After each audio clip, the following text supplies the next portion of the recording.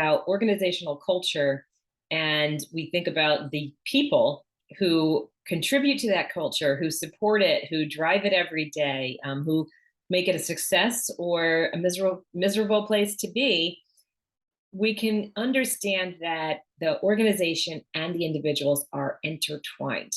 And that if we are not focused on the development of our people, we can't expect to have a healthy organizational culture. It doesn't just happen in a vacuum because we declared, that it would happen. So these individual stories, right? They ladder up to that organizational culture. And it's a really interesting chemistry experiment, as we like to say. I think it would be really fun to talk about one of our clients, an organization that has used the system to connect, well, I'll use their tagline, to connect people with purpose. So it'd be great to just sort of go down, back a little bit in history and talk about how the stories of the individuals really drove the success of the organizational culture.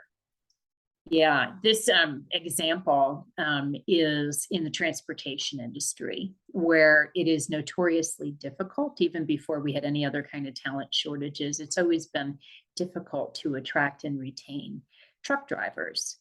And so this was one of the kind of pivotal issues that this trucking company was experiencing when they decided to take a look at what is the culture of this organization.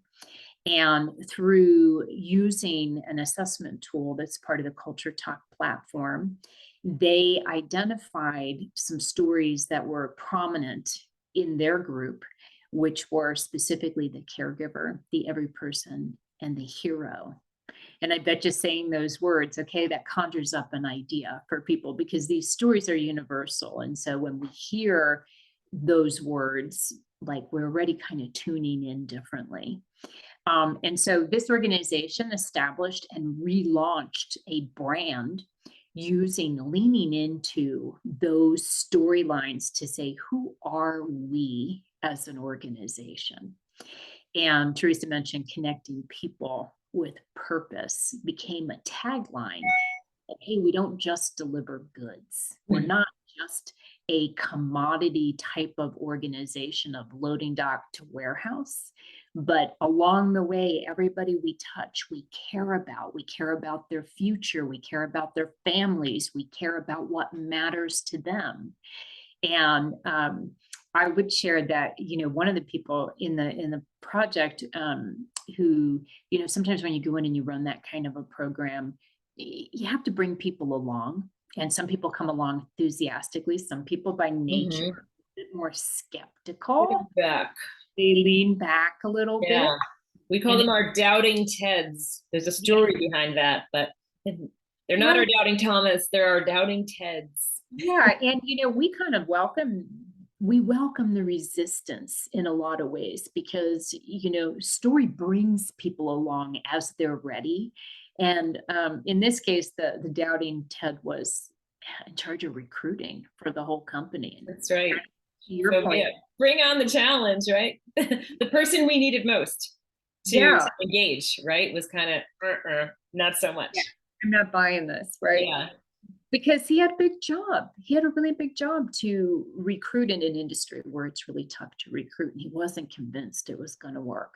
But Teresa, why don't you pick up and share, how did we then embed? Yeah, so we knew that we had shifted our doubting Ted when at a conference, completely to our surprise.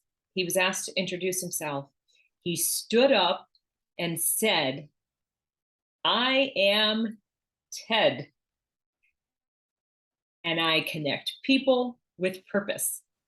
And so he'd come completely full circle, and really, his own story became entangled with the story of the organization. And so we knew that the program had really landed when he came, not only, with his words, but with his heart, with his whole being. He was living this story.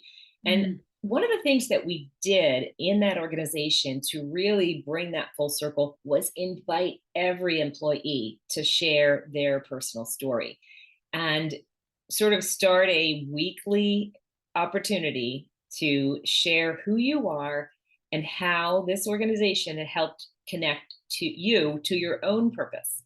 And so people just really appreciated the opportunity to tell their story and Mhm. to share their appreciation for the organization, and to share their sense of connection. And we're looking for ways to capitalize on that, and to use it as a way to feel closer to their colleagues. And so it really generated that sense of community, and perfect, right, for an every person caregiver organization to land in a place where they've generated connectivity and community as a result of, the ongoing effort. It was actually just so powerful, as you said.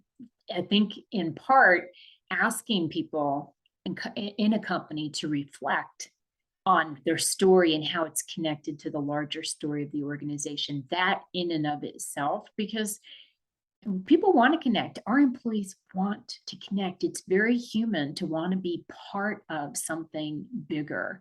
And so I think being asked, taking the time to reflect on what their own stories were, and then that sharing that happened over the course of years. Like every week, the sharing, it was done with newsletters and kind of an internal blog, but every week it got like, when it was my turn, people really wanted Mhm. they wanted to really be authentic and show up in a different way.